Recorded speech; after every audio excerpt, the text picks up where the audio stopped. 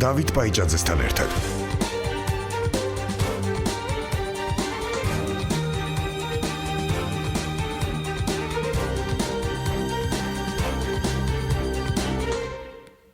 მოგესალმებით, თქვენ უსმენთ ღია სტუდიას სამშაბათობით უძღვები მე დავით ბაიჭაძე. წარმოგიდგენთ ჩვენ სტუმარს ზაზა ბიბილაშვილს, ჭავჭავაძის ცენტრის დამფუძნებელს, იურისტს. ზაზა, გამარჯობა, მადლობა რომ ჩვენთან ნახავთ. გამარჯობა დავით. რაზე უნდა ვილაპარაკოთ თუ არა, შეიძლება ვილაპარაკოთ, მაგრამ თუ არა იმაზე, რომ ჩვენი უძველესი მეზობლის წინსვლით გავიხაროთ, მოდი ასე ვთქვათ, მისი ევროინტეგრაციის გზაზე, ანუ ევროინტეგრაციის გზაზე შედგომის გამო, ასე ვთქვათ, და მოვიგონოთ ჩვენი პოზიციები ამავე გზაზე, რამდენიმე წლის წინ, რამდენიმე წლის წინ, დავუშვათ 15 წლის წინ სიტყვაზე, და ეს ავიღოთ, ეს პუნქტი ავიღოთ ათვლის წერტილად ჩვენი საუბრისათვის. ცხადია, მარტო ამაზე არ ვილაპარაკებთ, მაგრამ როდესაც ხედავ მეზობელი ქვეყნის და ძალიან ძველი მეზობლისთან წარმატებას, რაღაცნაირად აღიარებას, რომლის მსგავსი მას არასოდეს არ ქონია აქამდე, ბუნებრივია უნდა გვიხაროდეს, იმიტომ რომ რაღაცა პატარა ოპტიმიზმი მოაქვს. შეიძლება სომხეთიც იყო ოდესღაც თითქმის უშანსო სახელმწიფო, ყარაბაღის კლანი მართავდა, რუსეთისადმი უაღრესად ლოიალური, მძევალი იყო თავისივე გამარჯვების, დამარცხების კი გამარჯვების მძევალი იყო და ამ ყველაფერს რაღაცნაირად შეელია, დაძლია, კიდევ ერთხელ წააგო ომი თუ ბრძოლა და ომი წააგო პრინციპში და სამაგიეროდ ამ ომის წაგების შემდეგ მას სამაგიეროდ არა, ამის შემდეგ ამ ქვეყანას გაეხსნა სულ სხვა პერსპექტივა. გაიხსნა ევროპული პერსპექტივა, რომელზეც მანამდე ლაპარაკი საერთოდ არ იყო. და აი ამ ქვეყანაში დღეს პირველად მის ისტორიაში ტარდება ევროპის კავშირის სამიტი. იქ ჩავიდა ბუნებრივია ევროპის კავშირის წევრი ქვეყნების ყველა ლიდერი და თავისთავად ეს ცერემონიალური მხარეც, ვიზუალური მხარეც, მნიშვნელოვანია, ხო? მესიჯია უკვე ადამიანებისათვის. საქართველოს პრემიერ-მინისტრიც, ქართული ოცნების პრემიერ-მინისტრიც ირაკლი კობახიძეც იქ არის და რაღაცა მისალმება ჰქონდა, არავინ არ დაიშურა მისთვის ხელი ჩამოსართმევად. მაგრამ მოდი ვილაპარაკოთ ცოტა სხვა რამეზე. ვილაპარაკოთ იმ დასკვნაზე და იმ შესწორებებზე, პრინციპში, რომელიც შეტანაც უნდა სურს ევროკავშირს საქართველოსთან მიმართებაში. ეს არის, მოდი მე ვიტყვი, უფრო კაცრი ვერსია მანამდელი არსებული დოკუმენტისა და მე მინდა თქვენ გადმოგცეთ სიტყვა ერთი მხრივ მიზეზების სასახსნელად და რიტორიკული კითხვა ასანახევროდ მესმის და მეორე მხრივ შინაარსის განსამარტად. რაც თავარია უფრო. დიდი მადლობა მოწვევისთვის, დათო, ყოველთვის სასიამოვნოა თქვენთან სტუმრობა და მით უფრო ახლა, როდესაც პირველად ვიმყოფები ამ ახალ შენობაში. მშვენიერი ინფრასტრუქტურაა, გილოცავთ და ყველა თანამშრომელს ულოცავ გადმოსვლას. მეც მინდა თავიდან გამოვეხმაურო რამდენიმე სიტყვით იმ თემას, რომელთაც დაიწყე გადაცემა, ეს არის მართლა უპრეცედენტო მოვლენა, რომელიც ერევანში იმართება. ქართველებისთვის არ ვიცი რამდენად ხელოვნური იყო თუ რამდენად ორგანული იყო, მაგრამ აი ეს ქართულ-სომხური ქიშპი ხშირად იყო ხოლმე განმსაზღვრელი ისტორიის გარკვეულ მონაკვეთებში. ეს ქიშპი ალბათ გამძაფრებული იყო მე-19 და მე-20 საუკუნეებში და მე ვიტყოდი რუსეთის როლი აქ იყო გამსაზღვრელი. რომ ჩვენ ერთმანეთის კრიჭაში მდგარიყავით, რაღაცეები დაგვეტოლებინა, დაგვეზომებინა, რა უფრო ძველია, ვის უფრო მეტი წარმატება და ასე შემდეგ. უყურებდით ხოლმე ორივე მხარე. ზოგი ხშირად არც ისე იუმორით სამწუხაროდ, მაგრამ 21 საუკუნე ამ მხრივ ახალი ფურცელია ამ ორი ერის ისტორიაში, ვინაიდან ჯერ იყო და საქართველოს დაწერა ისტორია, როდესაც 2003-დან 12 წლამდე ბევრი სომეხი მეგობარი ამბობდა, რომ კი ბატონო ეს ქიშპი ქიშპა, ჯიბრი ჯიბრად, მაგრამ რაც თქვენთან მოხდა, ორივე ხელი აგვიწევია, ეს იყო უპრეცედენტო, ეს არის წარმატება, ვაღიარებთ, არ გეჯიბრებით, ვერ გეჯიბრებით და გვიხარია თქვენი წარმატება. გვიხარია იმიტომ, რომ საქართველოს წარმატება ნიშნავდა შანსს სომხეთისთვის, რომელიც მაშინ იმ წლებში ჯერ კიდევ იყო, როგორც აბსოლუტურად მართებულად აღნიშნე, თითქმის უპერსპექტივო სახელმწიფო. სახელმწიფო, რომელიც იყო არამხოლოდ საკუთარი გამარჯვების მძევალი, არამედ ისტორიისადმი მოჭიდებულობის მძევალი, ხო? იქ იყო რაღაც კლანი თუ რაღაც მენტალობა, რომელიც ბატონობდა, რომელიც იძახდა, რომ აი რაღაც ისტორიული სომხეთი, როგორადაც მას ზოგიერთი აღიქვამდა, ხო? ნუ დიდი სომხეთი კიდევ უფრო დიდია, ხო, ბევრად ვიდრე ყარაბაღის ნაწილი არის მხოლოდ ამ შემთხვევაში, მაგრამ აი ეს ისტორიული ხედვა არის განმსაზღვრელი თითქოს თანამედროვე სომხური იდენტობისთვის და ამას ძალიან კარგად იყენებდა, ჯერ აღვივებდა და მე იყენებდა რუსეთი, რომელიც აკეთებდა ამით სარგებლობდა იმგვარად, რომ სომხეთი ყავდა მძევლად აყვანილი სომხეთი, რომელსაც ორი თავარი მეზობელი, ხო, საზღვარი ვისთანაც ყველაზე დიდი ხონდა, ეს იყო აზერბაიჯანი და თურქეთი, პრაქტიკულად მოსისხლე მტრად ყავდა გადაკიდებული და შესაბამისად ეს აფრხებდა ამ ქვეყნის განვითარებას. ის რაც მოხდა პაშინიანის პირობებში არის არამხოლოდ კონკრეტული წინსვლა ეკონომიკური თუ პოლიტიკური, არამედ მენტალური ტრანსფორმაცია, რომელმაც სომხეთს გაუხსნა გზა უკიდეგანო შესაძლებლობებისკენ. ის, რასაც ჩვენ გუშინ ხედავდით ერევანში, რასაც დღესაც ხედავთ, ეს არ არის უბრალოდ კონკრეტული ქვეყანაში, კონკრეტული ქვეყნის დედაქალაქში გამართული სამეთი. ეს არის გეოპოლიტიკური რევოლუცია. ჩვენ ხედავთ ამაზე რა რეაქცია აქვს რუსეთში, როგორი გაავებულები არიან რუსეთის დედაქალაქში, როგორი სიტყვებით ილანძღებიან მედვედევები და სიმონიანები და სხვანი და მეორე მხრივ როგორი გაცისკროვნება არის ევროპულ ფლანგზე. როგორი ტერმინებით აქებენ პაშინიანს, სომხეთს, როგორ ამბობენ, რომ ეს დღეს არის ევროპის ცენტრი, ევროკავშირის სიმძიმის ცენტრი. ქართველებს საეჭვიანო არაფერი გვაქვს ამ შემთხვევაში, იმიტომ რომ ეს ის შემთხვევაა ზუსტად რომელიც მოგახსენეთ, ხო? თუ ადრე ჩვენი წარმატება სომხეთის წარმატება იყო და წარმატება თუ არა შანსი, ახლა პირიქით არის სომხეთის წარმატება არის ჩვენთვის შანსი. გაშალეთ აბა ეგ მსჯელობა. ეს ნიშნავს აი ბოლო რაც თქვით, რომ სომხეთის წარმატება რა თქმა უნდა, რუსეთის მიზანი უკრაინაში ომისას არის არამხოლოდ უკრაინა, არამედ რეალურად ახალი გეოპოლიტიკური ვითარების შექმნა. ეგ შანსი სომხეთმა მიიღო პაშინიანის გამარჯვების შედეგად საპარლამენტო არჩევნებს, გულისხმობათას 2018 წლის საპარლამენტო არჩევნებს და ნუ პრინციპში ამოაყირავა მთელი მანამდელი პარადიგმა მართვისა და ნუ გადასარევია როცა ეს ხდება არჩევნებით. ხო, და რატომ არის ეს შანსი ჩვენთვის, სომხეთის წარმატება ჩვენთვის შანსი?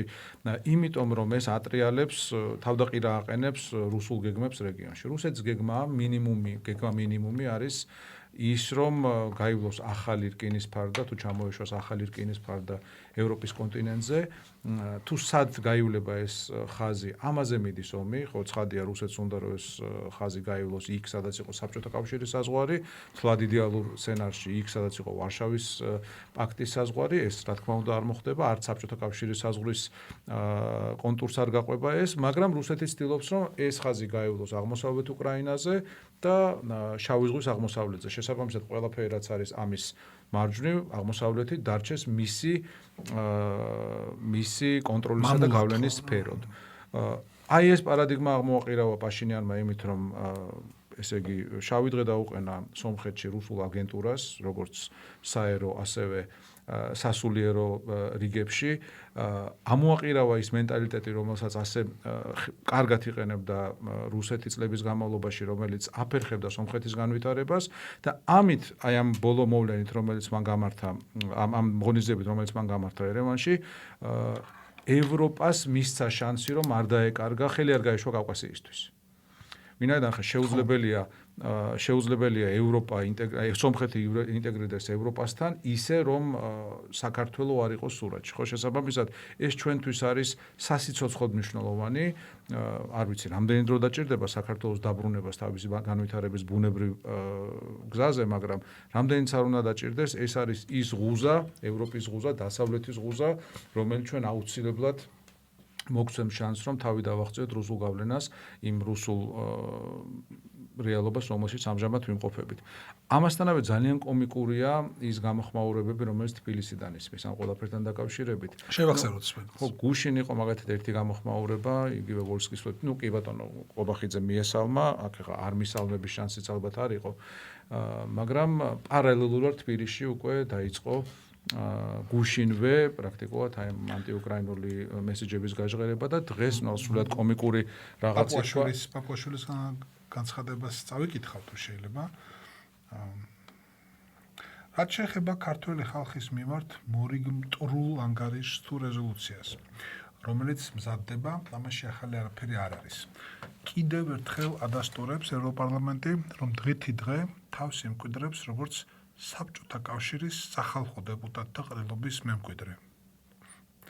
თავს აჩენს როგორც მემკვიდრე საბჭოთა კავშირის სახალხო ყრილობისა, რაც გასაკვირი არ არის იმის გათვალისწინებით, რომ ხედავთ ისევ საბჭოთა მოქალაქეებს ევროპარლამენტის რიგებში, საბჭოთა ნომენკლატურის თუ ელიტის წარმომადგენლებს, რომლებიც დღეს ევროპარლამენტში არიან მოვალათებული.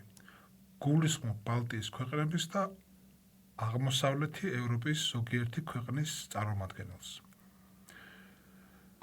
როგორც მოსკოვის საკავშირო ყრილობა იღებდა მტრულ გადაწყვეტილებებს საქართველოსთან დაკავშირებით, ასევე ბრიუსელის საკავშირო პარლამენტი დღეს იღებს ამგვარ მტრულ გადაწყვეტილებებს საქართველოსთან დაკავშირებით. ეს არის ქართული ოცნების პარლამენტის სპიკერის განცხადება, ოფიციალური განცხადება პრინციპში. ხო, ეს არის ისტორიული ღალატის დამადასტურებელი განცხადება, ვინაიდან შეუძლებელი ადამიანი იყოს იმდენად ჭკუასუსტი, რომ ვერ ხვდებოდეს, რამდენად მანკიერია ეს სიტყვები.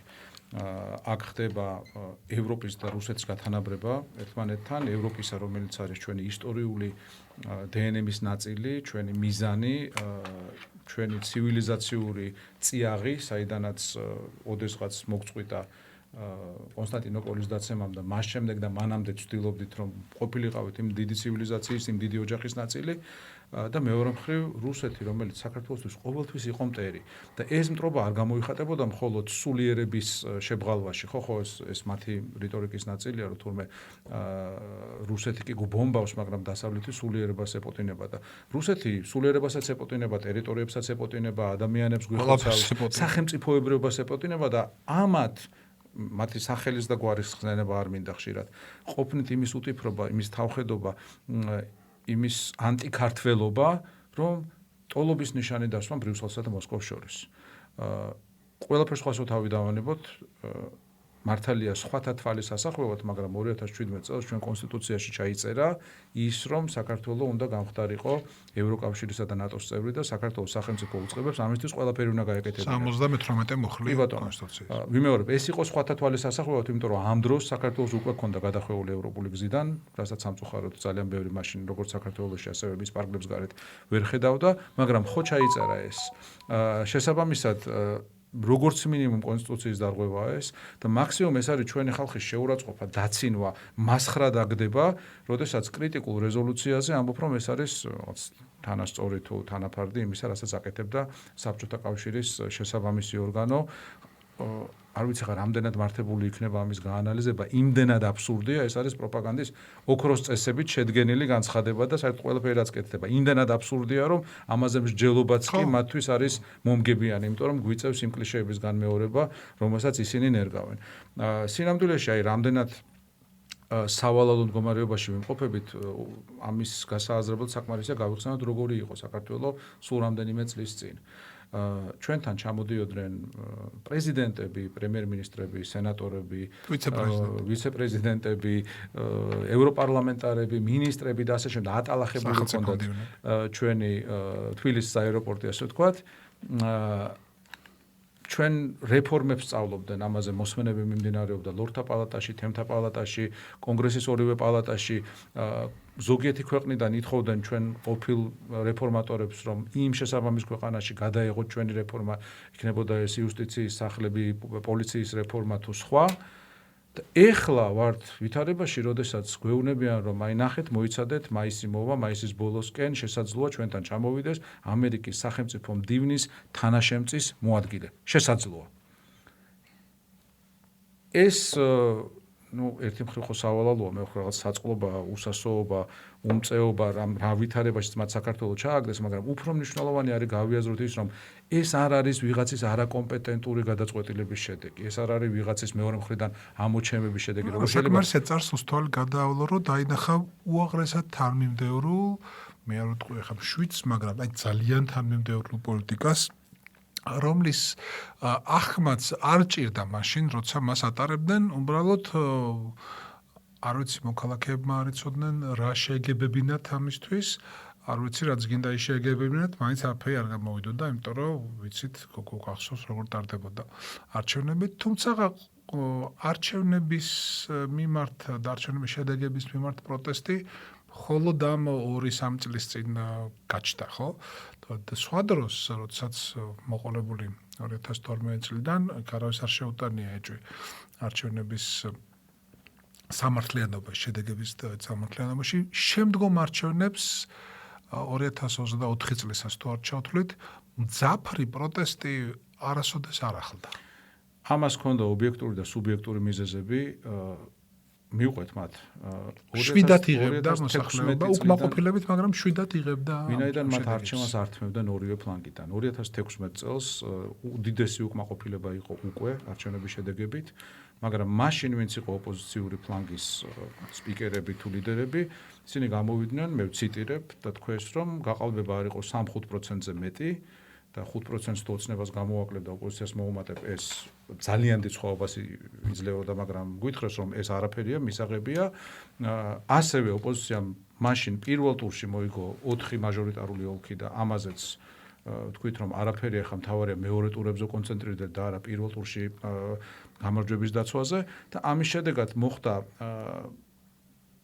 მოხდა რეალურად ოცნების გამარჯვების ლეგიტიმაცია იმ იმედით, რომ გარკვეული ძალები ოპოზიციურ ფლანგზე გაქრებოდნენ, ჩაირეცხებოდნენ, დავიწყებას მიეცემოდნენ და ვინც დარჩებოდა, მერე ის სამომავლოდ რაღაც ხეირს ნახავდა.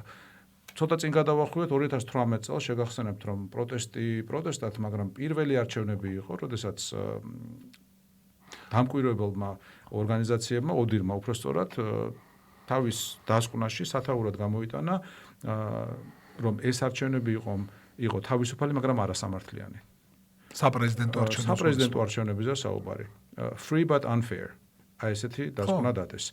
და ყველას გვახსოვს ის არჩევნები, როდესაც მეორე ტურში საერთოდ ჯერ დავიწყოთ იქიდან რომ პირველი ტური წააგო ქალბატონმა ზურაბიშვილმა, რომელიც იყო ვითომ არაპარტიული და ვითომ ნეიტრალური კანდიდატი და მეორე ტურში როგორც აღმოჩნდა საერთოდ წაშალეს ბანერებიდან და ივანიშვილი და კალაძე და ყობახიძე წარმოგვიდგნენ ბანერებს და თქვეს რომ სალომე ზურაბიშვილი ეს სახელი და გვარი რომელიც მათი ვიზუალის ქვეშ ეწერა იყო მათი პრინციპული არჩევანი და ხო არ გეშლებათ ეს ჩვენ ვართ ხო და სპეცოპერაცია ჩატარდა. ანუ ეს ყველაფერი იყო, მაგრამ ვიმეორებ ყველა ეტაპზე არსებობდა რაღაცნაირი მაშველი რგოლი აქეთა ფლანგზე ოპოზიციის ფლანგზე შეიძლება იყოს თავისუფალი და უსამართლო ამავე დროს.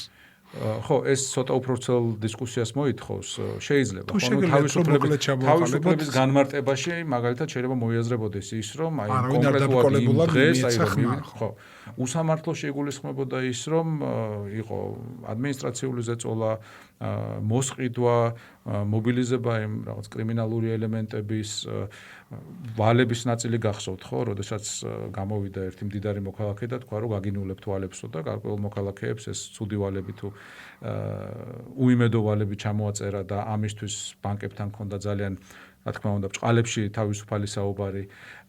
ეს ყველაფერი ნიშნავს, რომ არჩევნები არ იყო სამართლიანი, არ იყო თანასწორი, მაგრამ თავისუფალი ძალიან ფორმალური გაგებით იყო. და ამაზე უფრო მკაცრი დასკვნის დადება არ უნდოდა, როგორც ჩანს ოდირსტორე, მაგაზეც შეიძლებოდა განსხვავებული რამის თქმა, მაგრამ ვიმეორებ, მაშინ ჯერ 6 წელი იყო გასული ოცნების ხელისუფლებაში მოსვლიდან და დასავლეთი არ იყო მზად, რომ ესე ამაზე უარესი დასკვნა დაედო იმ ჩატარებულ არჩევნებთან დაკავშირებით. წინ რო გადავახვიოთ, ვიმეორებ, ჩვენ აი ამ წაყრუებით, ამ ოპოზიციურ ფლანგზე შიდა კინკლაობით და აბსოლუტურად მკვდრადშობილი იმედებითა და გეგმებით, რომ აი ვიღაც ჩემ კონკურენტს ჩავძირავ და მე დავრჩები სათამაშო ველზე, დავრჩით იმ ვითარებაში, როდესაც გარკვეულწილად უკვე არის გვიან. გარკვეულწილად ვიმეორებ, ვინაიდან ის რესურსები, რომლებიც ჩვენ გუშინ ქონდა, საზოგადოებას ჰქონდა, ქართულ ხალხს ჰქონდა, დღეს ფაქტიურად აღარ არსებობს. ძალიან ბევრი ადამიანი ქვეყნიდან არის გაქცეული, რომ ფიზიკურად გადარჩეს. მათი ადგილი დაიკავეს რუსეთთან შემოსულმა ადამიანებმა, რომელიც 60% საქართველოს ახალი მოქალაქეებისა, რომელთაც მიენიჭათ საქართველოს მოქალაქეობაში არიან იყვნენ რუსეთის მოქალაქეები, ეს ძალიან მრავლისმეტყველი რაღაცაა. თქვენ გაეჭვებთ ამ მინიჭების კანონიერება, რაიმეთი? თვითონ პროცედურებს გულისხმობ. პროცედურებზე მე არ შემიძლია ახლა ვისაუბრო, რა თქმა უნდა, მაგრამ ის განაცხადია, რომ იმ ახალ მოქალაქეთა 60% რუსები არიან და ელემენტარულად ქალაქში გავლაწყმარა იმისთვის, რომ შეცვლილი დემოგრაფიული ვითარება დავინახოთ. ეს არ არის მათ საინტერესოა ეს რუსები ორმაგი მოქალაქეები არიან თუ საქართველოს მოქალაქეები გახდნენ მხოლოდ? ნახე მე მესმის რომ ეს ჰაერში ვსვამ კითხვას, მაგრამ საინტერესო კი არის. კი ბატონო, ხო, ძალიან საინტერესო არის ამ ადამიანების დემოგრაფიული მონაცემებიც, ვინაიდან ძალიან ხშირად ხვდებით ბოლო ხანებში თბილისში ადამიანებს, რომლებიც თავისუფლად საუბრობენ ქართულად, რუსულად თითქოს ვერ მიხვდები სადაური წარმომავლობა აქვს და ასევე ვერ მიხვდები რომელი ქვეყნის მიმართ აქვს პირველადი ერთგულების განცდა.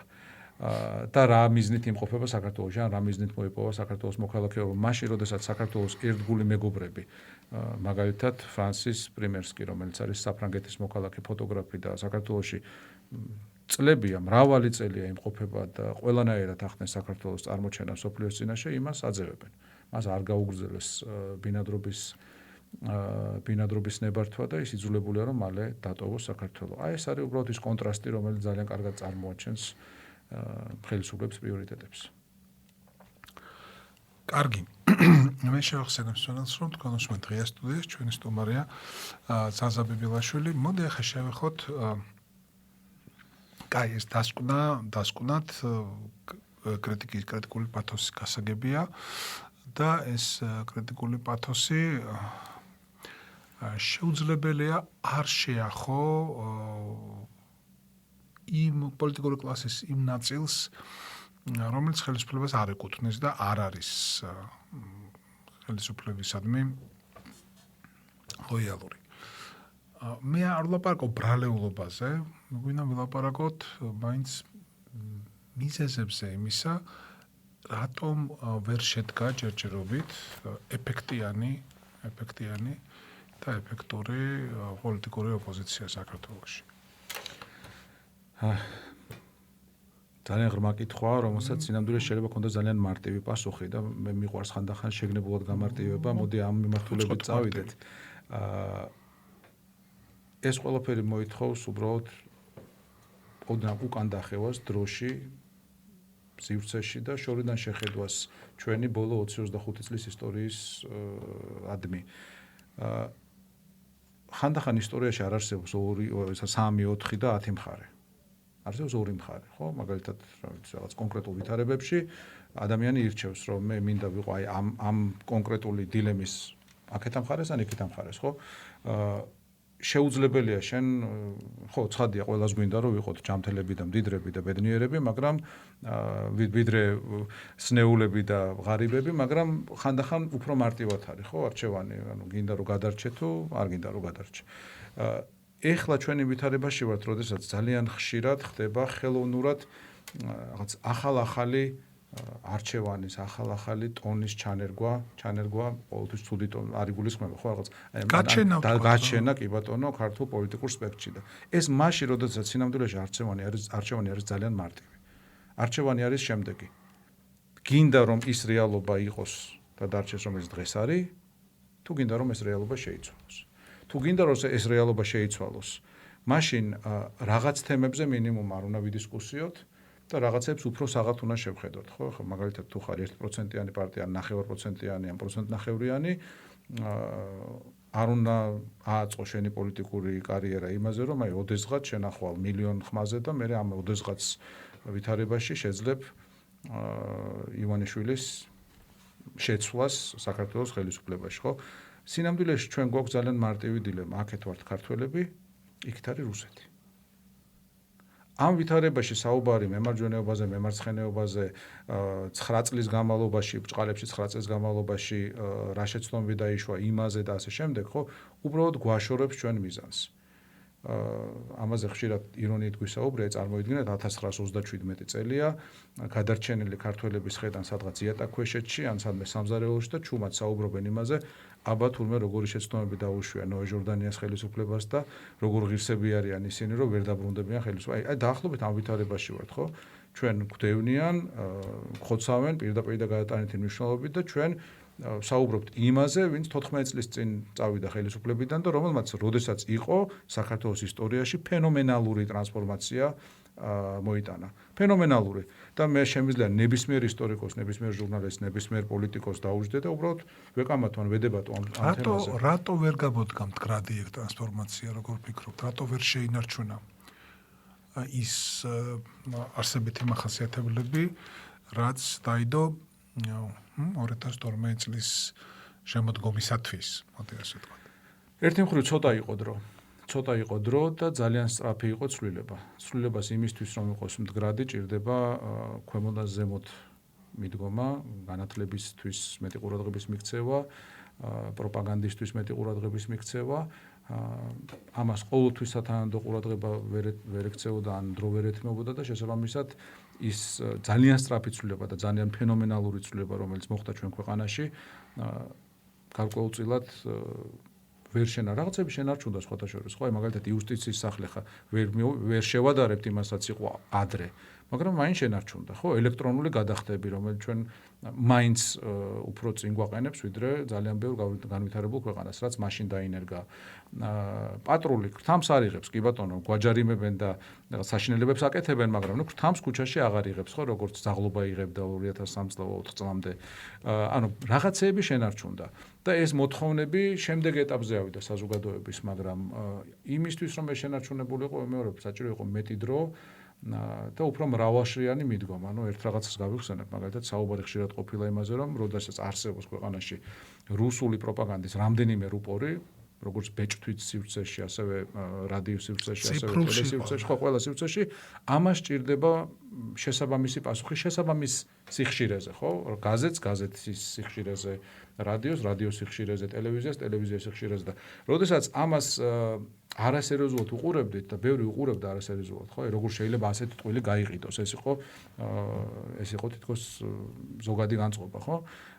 შედეგად დაიდო ის შედეგი, რომელიც მივიღეთ. მე შევახსენებ საზოგადოებას 3-4 წლის წინ ჩატარდა კვლევა ევროპაში, იმასთან დაკავშირებით, რომელი ქვეყანა არის ყველაზე უფრო გამძლე თუ მედეგი რუსული პროპაგანდის მიმართ.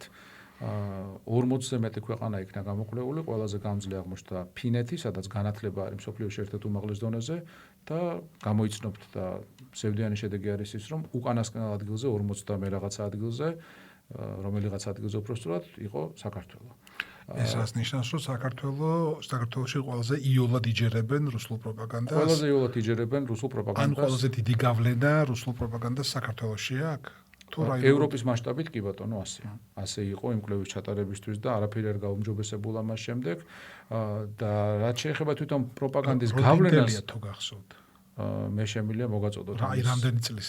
ძალიან ძველი არ არის, 3 წლის, შეიძლება 4 მაქსიმუმ, მეტი არ. და პროპაგანდის გავლენას რაც შეეხება უშუალოდ ამ თუ იმ ქვეყნის საზოგადოებრივ ცხოვრებას და პოლიტიკაზე, მე მგონია რომ ეს არის პირველ ადგილზე. ხო, ჩვენ ხშირად საუბრობთ იმაზე, თუ რა განაპირობებს ქვეყნის ძლიერებას და ხშირად ამ კონტექსტში საუბრობენ სამხედრო ფაქტორზე, ფინანსებზე, ეკონომიკაზე, რბილძალაზე, როგორიც არის, რა ვიცი, ფილმები და მაკდონალდსი, ასე ვთქვათ, ხო? მაგრამ სინამდვილეში პროპაგანდა ყველაზე უფრო ძლიერია, ვინაიდან პროპაგანდა შეუძლია ეს ძლიერი ქვეყნებიც კი შიგნიდან დაშალოს. მათ ამ ქვეყნის საზოგადოებაში ჩანერგოს ექსტრემალური მარცვლები, ორივე უკიდურესობაში, უკიდურესი მემარჯვენეები იქნებიან თუ უკიდურესი მემარცხენეები, გამოიწვიოს მაქსიმალური პოლარიზაცია და ეს საზოგადოება აქციოს ათამაშოს აი ამ ფაქტორებით იმის მაგივრად, რომ ეს ქვეყანა, ესა თუ ის ქვეყანა საკუთარ ძალაუფლებას იყენებდეს გარე პროექცირებისთვის. ამას ხედავთ ჩვენ გერმანიაშიც, ამერიკის შეერთებულ შტატებშიც და ევროპის ძალიან ბევრ ქვეყანაში. შესაბამისად, ის რომ საქართველოში რუსული გავლენა ძალიან მაღალია, ნიშნავს რომ ჩვენ ძევალი ვართ რეალურად რუსული პროპაგანდა ძალიან მაღალია, ნიშნავს რომ ჩვენ ძევალი ვართ აი იმ კლიშეებისა, იმ ჭორებისა და იმ შემოგდებული დილემებისა, რომელსაც გვაცხოვრობენ ეს წლები, ხო აი თქვენ ფიქრობთ რომ ეგ არის გადამწყვეტი ფაქტორი საქართველოს აი ისეთ მდგომარეობაში ყოფნისა, როგორც ახლა არის? ანუ რუსული პროპაგანდა გადამწყვეტი ფაქტორია. რუსული პროპაგანდა. ეხლა მეორე ნაწილს, მეორე ნახევარს ვიტყვი ამ კითხვისას, იმიტომ რომ საქართველოს მოქალაქეებს რუსული პროპაგანდისგან დამოუკიდებლად შეიძლება ჰქონდეთ სულერთია ვინ რა პოლიტიკური გემოვნების და ორიენტაციის არის, მათ შეიძლება ჰქონდეთ თავიანთი აღქმა, ხედვა, შეფასება, მაგალითად ეკონომიკური მდგომარეობისა, ხო? მოიხედავ შენერგული და აღმოაჩენ, რომ საუკეთესო შემთხვევაში ოდნავაც არ გამდიდრებულ ხარ. და ჩვეულებრივ შემთხვევაში კიდე შეიძლება შენი შემოსავალი თუ არ იკლებს, ყოველ შემთხვევაში ის აღარ შეუძლია შენ შემოსავალს, რაც ადრე შეეძლო. მოკლედ, ქვეყანა როგორც ჩანს, უფრო ღარიბდება, თუმცა ფული თითქოს მეტი ტრიალებს საქართველოში და გვეუბნებიან, რომ აი მთლიანი შიდა პროდუქტი მეტია და კეთილდღეობა იმატებს, მაგრამ რა ვიცი, რა ვიცი კი არა ვიცი, ეგრეთ წოდებული საშუალო ფენა, ან ის, ვისაც საშუალო ფენას უწოდებდნენ, ის თავს კარგად აგზნობს ღარიბებზე, რო თუ არაფერი თქონდა. ახლა შედარებით მცირე რაოდენობის ხალხში დიდი ფულის კონცენტრირება, ეგ სულაც არ ნიშნავს, რომ ქვეყანა მდიდრდება. ამას რატო ვამბობ?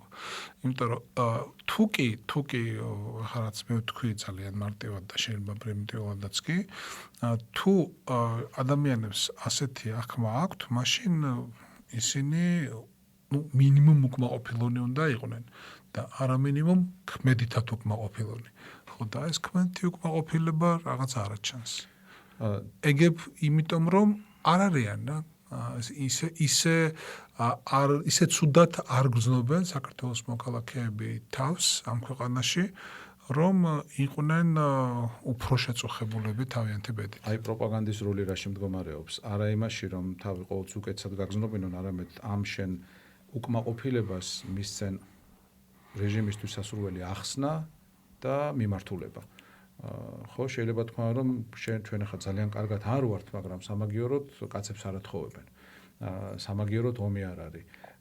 სამაგიეროდ თავის მილიონი ახსნა შეიძლება არსებობდეს, ეს პროპაგანდის ვიმეორებ ოქროს წესია, თავარია წარმოაჩინო მტრის ხატი და თქვა, რომ აი მტრის ხატის მიმართ თუ ჩვენ სწორად პოზიციონირებთ, მაშინ რაღაც დასაჭირის ველაპარაკება მაგენაზე უკაცრავად, შეიძლება პირადი რაღაც გაიყოს, მაგრამ ბევრი ჩემნაირი იქნება დარწმუნებული ვარ, აი სამაგიეროდ კაცებს არ ათხოვებენ, მე ვფიქრობ, რომ უბრალოდ იდიოტად ხვთლიან ამ დროს რა.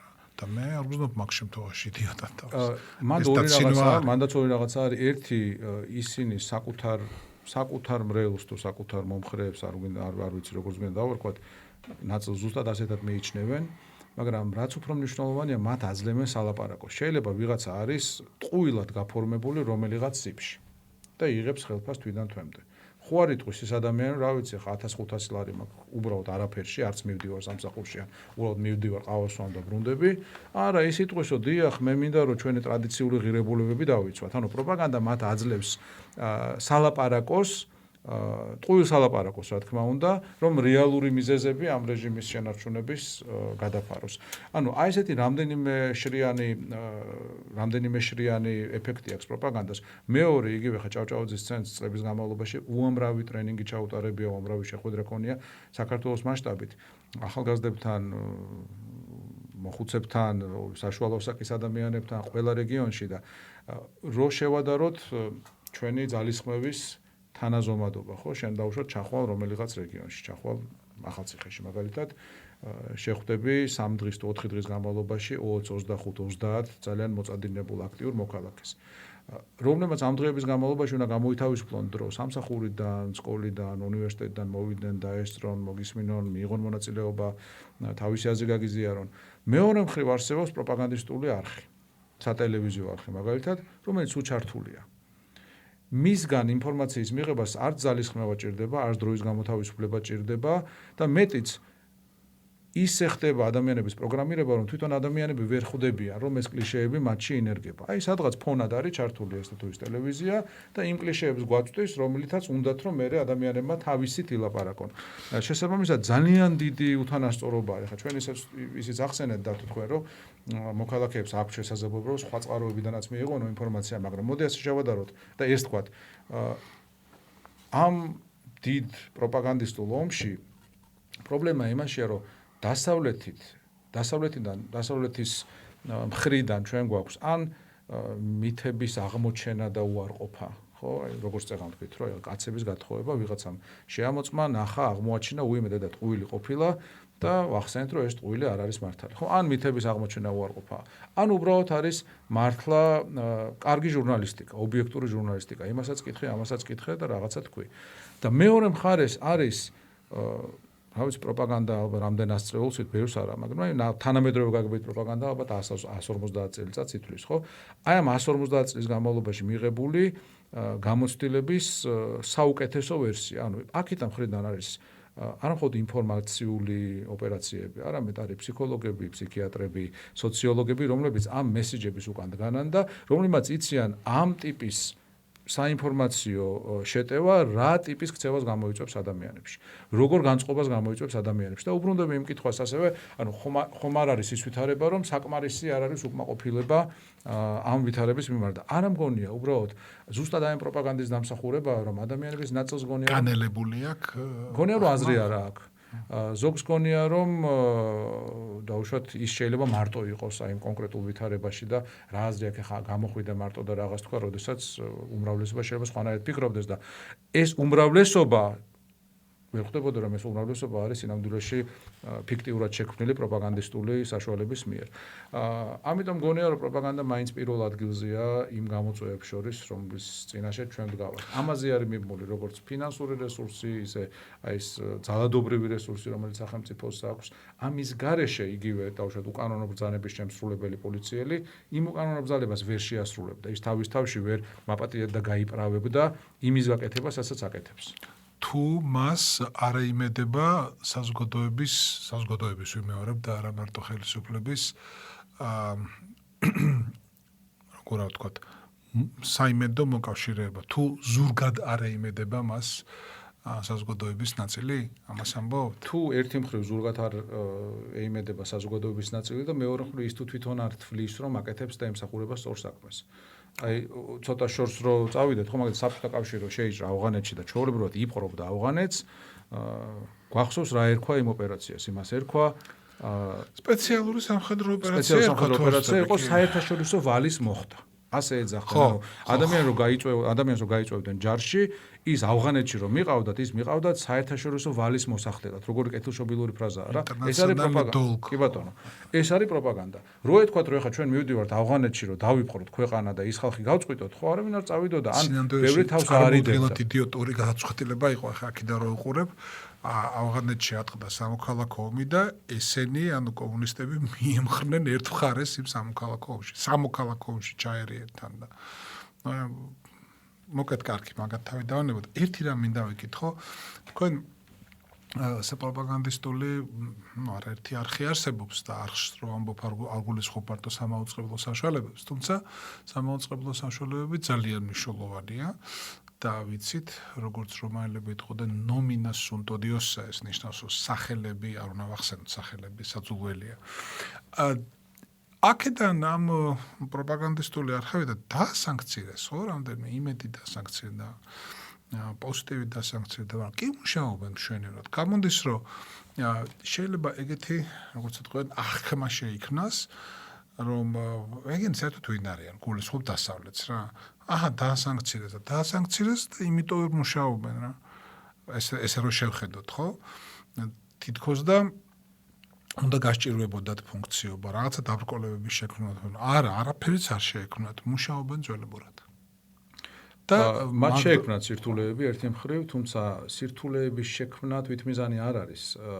მე მგონია რომ დასანქცირების მთავარი შედეგი არის ის, რომ მათ დაერქვათ ის რაც ისინი არიან. ესენი არიან რუსული პროპაგანდისტული საშუალებები და ამ სახელდების ფასი ყოველგვარ სანქციებაზე მეტია, ყოველგვარ ფინანსურ საქციაზე მეტია, ვინაიდან ყველაფერი რაც მათი ზაზა, ვინც იმ ადამიანების თვალში, რომელთაც მათი პროპაგანდის ჯერათ, ეს ხო რაღაცა წრეში ბრუნვა გამოდის რა. ნუ მოდი ასე ვთქვათ, აქამდე ასეც არისო, ხო, აქამდე ჩვენ მათ ვაძლევდით იმის საშუალებას, რომ ზედაპირულად მაინც ლეგიტიმურად მიგვიღო მათი არგუმენტები, ხო, რაღაც სიტყვოდან უკრაინაზე ან რუსეთზე და ჩვენ დებატებში მივყვებოდით და ხსნიდით, რომ ის ასე კი არ არის, ისეა. მაშინ როდესაც სინამდვილეში ვიცოდით, რომ ამ ყველაფრის უკან ეს ძალიან კონკრეტული მიზანი, რაც მათ ჰქონდათ, მაგრამ მიუხედავად ამისა, ჩვენ იძულებული ვიყავით, რომ შევყო. ეხლა შეგიძლია პირდაპირ თქვა, რომ როგორ უნდა, რა ვიცი, იგივე არის მაგალითად, რომ Russia 24 თუ რომელი არის, ხო, ბევრი რომელიც აქვს რუსებს, თუ Russia Today კიდევ არსებობს თუ არა, არ ვიცი, მაგრამ რომელიც არის ხა მათთან ხომ არ შეხვალ დებატებში, იმიტომ რომ იცი, რომ მას აქვს კონკრეტული მიზანი.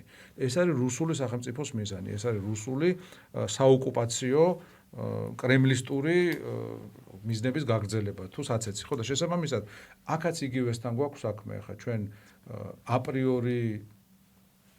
აპრიორი მოგვეცა იმის საშუალება, რომ აპრიორი აღარ შევიდეთ დებატებში და დისკუსიაში ისეთ საინფორმაციო საშუალებებთან, რომლებიც იმ თავითვე სხვა მიზნებს ემსახურებიან.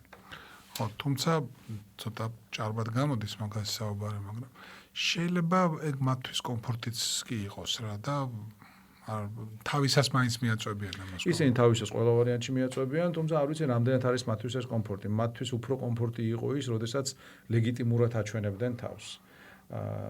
მათი თანამშრომლებისთვისაც ასე უფრო კომფორტული იყო. ისინი ძალიან ბევრი მათგანი დღეს იძულებული არის, რომ ეს ნაბიჯი გადადგას, ხოლმე იმიტომ, რომ ხო, ძალიან დიდი ფინანსური სარგებელია.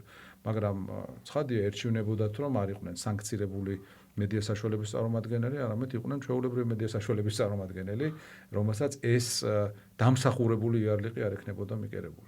შეიძლება ეს სანქცირება კიდევ დამძიმდეს, თუ იცით, აი მაგ ტიპის სამართალი მაგალითად. ეს სპეკულაციური იქნება ჩემი მხრიდან ამაზე პასუხი. ზოგადად ნამდვილად სამწუხაროდ ჩვენ ისეთ სპირალში ვართ შესული, რომ სანამ ქართული ოცნება არის ამ ქვეყნის სათავესთან თუ რა უნდა დავარქვათ ამას არ ვიცი სათავესთან ყოფნა კიდე სხვა რაღაცას ნიშნავს. სანამ ქართულ ოცნებას ყავს მძელვად აყვანილი ჩვენი ქვეყანა, ალბათ მეტ და მეტ აქციას ვიხილავთ, არა მხოლოდ სატელევიზიო საშუალებების მიმართულებით, არამედ პოლიტიკოსების, მინისტრების და ასე შემდეგ, თუმცა მე არაერთხელ მithქვამს და კიდევ ერთხელ გავიმეორებ იმას, რომ სანქციები თავისთავად არ არის არც ხელისუფლების პოლიტიკის ცვლილების წინაპირობა და არც თავად ხელისუფლების ცვლილების წინაპირობა. კი, ამ ხელისუფლებას უქმნის ძალიან ბევრ პრობლემას, მაგრამ ეს არსებობის ცვლილებას არ ესე იყო კუბაში 60 წელი და დღემდე ესეა, ასე არის ჩრდილო კორეაში და ასე არის ირანში, რომელსაც სანქციების გარდა კიდე ბომბავენ, მაგრამ მაინც რეჟიმი არ იცვლება. კი ბატონო. ზაზა, მადლობა თქვენ. ჩვენი სტუმარი იყო ზაზა ბიბილაშვილი, ჭავჭავაძის ცენტრის დამფუძნებელი, იურისტი. თეა ბიჭაშვილი დღევანდელი გადაცემის ხმის რეჟისორი, ლელა ვაშაკიძე რედაქტორი, დავით ბაიჭაძე წამყვანი. ამით ჩვენი საუბარი დასრულებულია, ნახვამდის.